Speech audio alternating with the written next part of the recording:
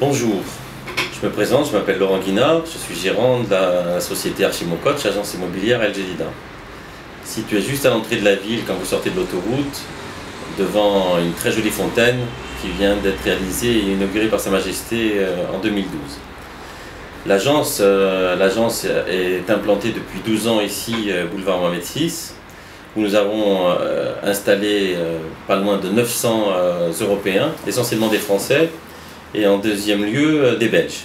Après des Suisses, des Espagnols, des Italiens, mais la communauté la plus présente, ce sont surtout d'abord les Français et les francophones belges. Nous sommes très investis aussi, notre équipe et moi-même, dans la vie locale. Nous avons créé, il y a de ça maintenant 9 ans, le Navigateur. C'est un petit guide touristique que nous éditons chaque année en 35 000 exemplaires. Nous avons aussi créé le Navigateur TV l'année dernière, où vous pouvez nous retrouver sur Internet dans différents reportages que nous faisons sur la ville et les choses intéressantes qui puissent s'y passer. J'ai aussi une carte de presse qui me permet d'intervenir dans différentes revues et médias internationaux pour parler d'El Jadida et essayer de mettre cette belle région en avant. La crise de l'immobilier, malheureusement, nous touche depuis 2012, y compris au Maroc et El Jadida. El Jadida n'étant pas la ville la plus touchée par la crise mondiale immobilière, Marrakech étant beaucoup plus touchée qu'El Jadida ou d'autres régions, et Essaouira. El Jadida, grâce à son côté économique,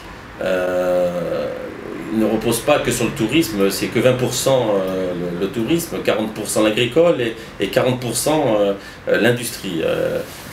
J'en reparlerai un peu plus tard. La crise mondiale, effectivement, a été provoquée, il nous est venu d'Amérique. Le Maroc n'était pas touché jusqu'à présent, même si l'Europe l'était déjà bien avant. Là où on a vraiment été touché par la crise, c'est suite au printemps arabe, qui a démarré en Tunisie, après l'Irak, après l'Algérie, enfin tous les pays arabes que tout le monde connaît. Le Maroc n'a jamais été touché par ce printemps arabe, si ce n'est de 3 revendications qui a permis de faire évoluer justement ce pays, et non une révolution, mais bien une évolution, puisque ça a permis de modifier la constitution, ça a permis la régionalisation et la bonne gouvernance provoquée et enclenchée par Sa Majesté le roi Mohamed VI, a permis au Maroc d'être un très bon élève dans ce printemps arabe et même d'être le meilleur élève d'Afrique et de tous les pays musulmans, sur lequel beaucoup de pays musulmans pourraient prendre exemple. Malheureusement, le Maroc n'a pas récolté ce qu'il aurait dû récolter, c'est-à-dire toute la clientèle d'investisseurs et de tourisme qui allait en Égypte, qui allait en Tunisie, qui allait dans plusieurs pays musulmans ou arabes, puisque l'Occident a apparemment a mis tout dans le même sac, c'est-à-dire que tous les pays arabes étaient touchés et il y avait des problèmes d'investissement. Sachez qu'il n'y a aucun problème au Maroc, et le Maroc l'a démontré, le montre encore, sa stabilité, la confiance du FMI pour le Maroc, la confiance de tous les investisseurs qui viennent toujours investir ici. Je ne parle pas des petits investisseurs de particuliers qui viennent acheter de l'immobilier, mais je parle de gros industriels américains, hindous, turcs, français, belges, américains, canadiens, qui viennent investir ici sur le Maroc et particulièrement El Jadida dans la zone de Joffre. Les exemples que je vais vous citer sur les prix pratiqués grâce à cette crise qui s'est fait quand même ressentir, c'est-à-dire que les prix ont quand même baissé, sont devenus un peu plus raisonnables. Ils étaient montés en prix à partir de 2008-2009 où il y avait la bulle immobilière. Cette crise a permis de faire redescendre à des prix plus raisonnables l'accession à la propriété au Maroc et particulièrement à El Jadida. Donc vous pouvez trouver de très jolis appartements à partir de 45 000 à 50 000 euros, des petits appartements de 60 mètres carrés, de plus grands appartements jusqu'à 100 mètres carrés dans les 75 000 euros. Les villas restent toujours un peu coûteuses, mais on a de très jolies villas de 300-360 mètres carrés à partir de 200 000 euros, et bien sûr sans limite. Les maisons de ville restent toujours très raisonnables, puisque une maison de ville d'une surface de 100 mètres carrés au sol sur 2 voire 3 niveaux est entre 130 à 150 000 euros. Donc c'est très très intéressant. Le terrain est devenu de nouveau plus abordable. Les prix ont redescendu, une baisse de 20 à 30% sur les prix qui étaient pratiqués aux alentours de 2008-2010. Donc il est de bon ton et c'est très réfléchi de venir investir actuellement donc au Maroc, puisque je n'ai encore jamais vu un investisseur étranger qui ait acheté quelque chose au Maroc et qui est revendu à perte un bien qu'il aurait acheté quelques années auparavant. Donc c'est plus intéressant que de placer son argent dans une banque. Le pouvoir d'achat, bien sûr, tout le monde connaît maintenant le pouvoir d'achat très intéressant qu'offre le Maroc aux étrangers. On a un pouvoir d'achat qui est à peu près multiplié par 3 par rapport à la France, à la Belgique, à la Suisse, aux pays européens. Sur le plan fiscal, la loi de finances 2013 effectivement a été un petit peu modifiée au Maroc. Malheureusement, commence à ressembler un petit peu, à se rapprocher de la France. Pas totalement, heureusement, pour nous ici qui vivons au Maroc, mais est moins intéressante qu'elle a pu l'être, mais reste encore très intéressante. Les retraités sont toujours exonérés de CSG et d'RDS s'ils viennent s'installer au Maroc en tant que résidents. Ils ont un abattement de 80%. Maintenant, les plafonds sont un peu plus bas, donc il n'y a plus un gain aussi important qu'il pouvait y avoir avant la loi de finances 2013, mais qui reste toujours très intéressant et qui reste toujours appuyé par le pouvoir d'achat qui est très important au Maroc. Le Maroc donc reste vraiment un pays qui est en pleine évolution et à tous les niveaux de modernisation, et prennent exemple malheureusement sur des choses des fois qui devraient plutôt s'éloigner sur le modèle français qui n'a pas forcément fait ses preuves à tous les niveaux. Quelques rappels des investisseurs, pour les investisseurs étrangers sur le droit. Un investisseur étranger européen ne peut pas acheter et investir en zone rurale. Il ne peut acheter qu'en zone urbaine. Suite au protectorat français, les étrangers ne peuvent pas acquérir un bien ou un terrain en zone rurale, sauf si c'est dans le cadre d'un projet touristique, hôtel, restaurant, riad, parc aquatique. Ça, c'est dans le cadre d'un projet touristique avec 1 hectare en zone rurale, avec une dérogation. Le Wali peut accorder effectivement l'acquisition d'un tel projet pour des investisseurs étrangers.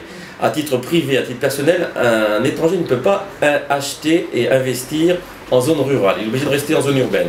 En zone urbaine, il n'y a aucun problème. Il est en pleine propriété. Il n'y a pas besoin d'acheter avec un associé. Il n'y a pas besoin d'avoir un partenaire. Il sera en pleine propriété.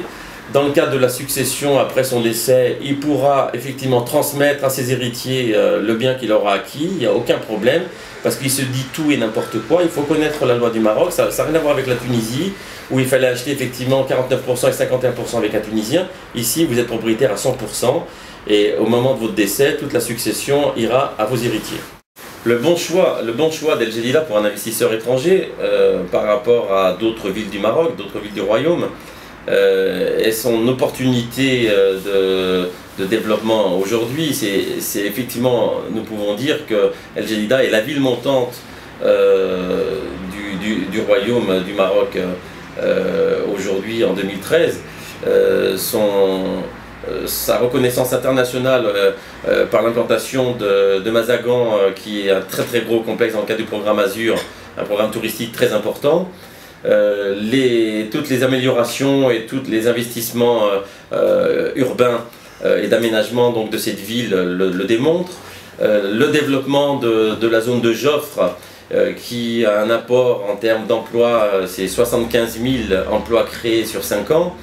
C'est 10 unités supplémentaires, d'usines supplémentaires qui vont voir le jour ces 2 prochaines années, puisqu'il y en a déjà une partie qui sont déjà réalisées par des sociétés étrangères comme Jacobs, comme Telfen, des sociétés turques, canadiennes, américaines, françaises aussi bien sûr. La France est toujours très présente dans les investissements, belges. et chinoises. Les Chinois sont très maintenant importants au Maroc, ils investissent énormément, donc d'où la confiance que tous ces pays montrent au Maroc. Donc je ne comprends pas pourquoi les Européens, si ce n'est par rapport à leur pouvoir d'achat qui a diminué ou peut-être la crise qui les touche énormément, mais nous avons de moins en moins d'Européens qui viennent investir à titre privé au Maroc. Alors est-ce que c'est cette crainte et cette peur et cette désinformation des médias européens qui ont fait peur à ces investisseurs par rapport au printemps arabe? Mais sachez que ce n'est pas justifié, sinon des grands groupes, comme je viens de vous nommer, américains, canadiens, chinois, turcs, ne viendraient pas investir au Maroc s'ils avaient le moindre risque et la moindre pensée négative sur ce pays qui est en pleine évolution. Donc on peut venir vivre à El Jadida en toute tranquillité, au Maroc en général, mais à El Jadida, il y a un vrai pouvoir d'achat, on mange bio toute l'année, on a du soleil, il y a un vrai microclimat, sa situation géostratégique permet de regagner n'importe quel pays du monde très vite, la proximité de Casa par l'autoroute, on est à peine à 3/4 d'heure, permet de pouvoir se rendre dans son pays d'origine quand on est investisseur étranger. Et les retraités ont tout un tas d'avantages à vivre ici, sur le plan culturel, sur le plan économique, sur le plan pour faire ses courses, toute la modernité, sur le plan santé. Le plus grand hôpital d'Afrique va ouvrir en mars, est implanté à El Jadida. Nous avons 2 golfs, nous avons énormément d'associations, énormément d'équipements sportifs, et énormément donc d'associations même étrangères et françaises qui se sont mis en place pour accueillir tous ces étrangers qui viennent vivre et partager cette vie merveilleuse que nous avons ici à Jadida avec les Jdidi. Le culte aussi n'est pas à oublier, toutes les religions sont représentées ici, alors bien sûr musulmanes puisque le Maroc est un pays musulman, mais il ne faut pas l'oublier aussi, il est un pays aussi juif, il y a des juifs marocains. Et les chrétiens sont aussi très présents au Maroc, il y a des cimetières chrétiens, il y a des églises, il y a le culte aussi qui peut être pratiqué, si on le souhaite, au Maroc sans aucune difficulté. Donc venez nous rejoindre, venez investir, venez acheter à El Jadida, nous vous accueillerons, et c'est sans aucun risque, et en tout cas beaucoup moins que de laisser son argent en épargne dans les banques, puisque les banques, ce n'est pas une garantie, et l'immobilier reste toujours un placement intéressant et fiable. À bientôt et merci de votre intérêt à ce reportage.